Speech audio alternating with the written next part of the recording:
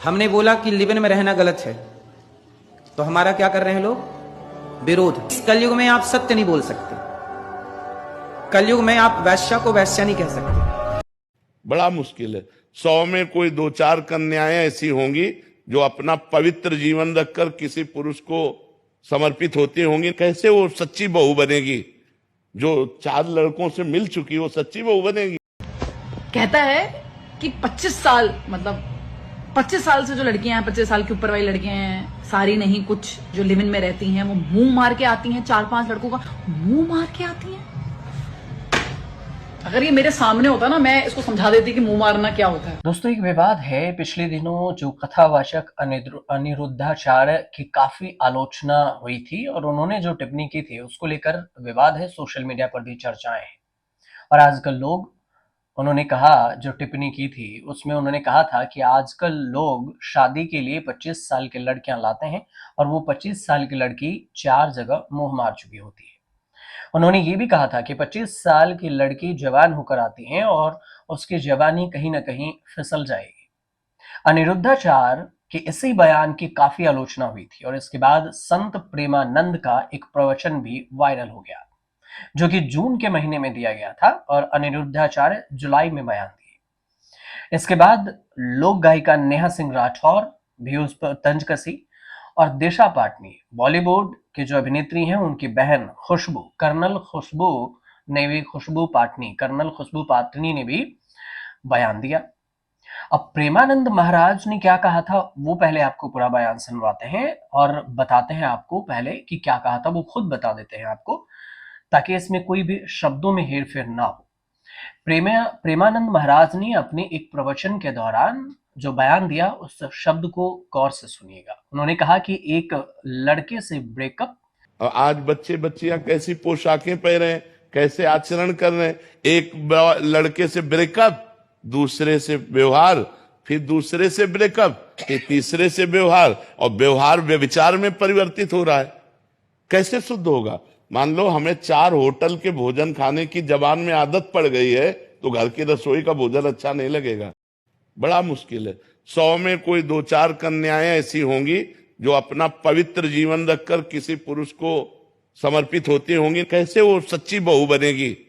जो 4 लड़कों से मिल चुकी वो सच्ची बहू बनेगी? ये प्रेमानंद महाराज जो प्रवचन के दौरान समझा रहे थे। हालांकि प्रेमानंद ने सिर्फ लड़कियों पर ही नहीं बल्कि लड़कों को भी उस पर उन्होंने बयान दिया था।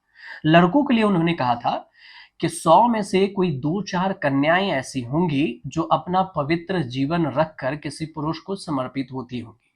जो 4 लड़कों से मिल चुकी हो वह सच्ची बहू बनेगी। जो 4 लड़कियों से मिल चुका हो वो सच्चा पति बन पाएगा। तो लड़कों को लेकर भी उन्होंने बयान दिया था। लेकिन अब इसी को लेकर नेहा सिंह राठौर पहले पोस्ट की हैं। उन्होंने लिखा है कि महिलाओं के बारे में अशोभनीय टिप्पणियां करने वाले कथावाचक पवित्र माने जाएंगे या नहीं। 100 में से कितने कथावाचक पवित्र हैं बाबा जी? ये सवाल पूछा नेहा सिंह राठौर ने।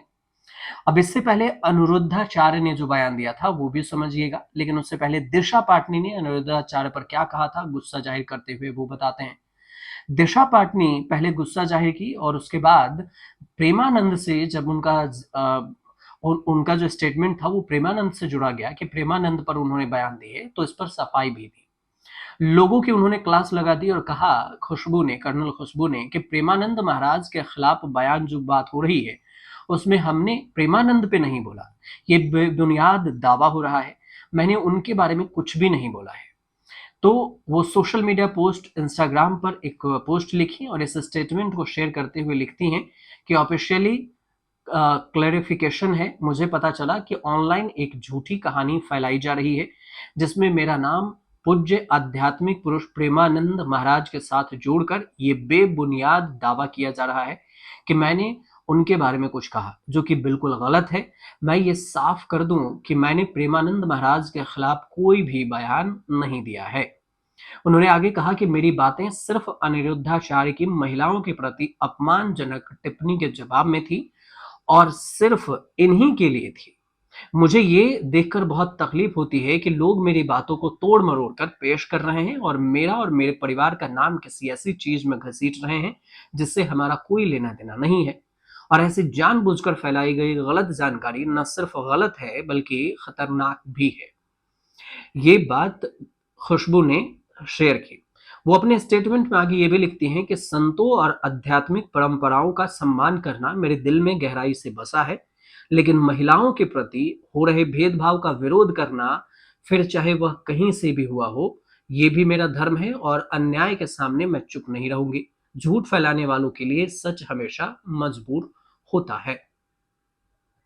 अब मैं ये भी कहा उन्होंने कि मैं सभी से अनुरोध करती हूं कि सभी छेड़छाड़ किए गए वीडियो और गलत जानकारी को फैलाने से बचें, और अगर ऐसा ही चलता रहा तो मुझे अपमानजनक कंटेंट के खिलाफ कानूनी कार्रवाई करने पर मजबूर होना पड़ेगा।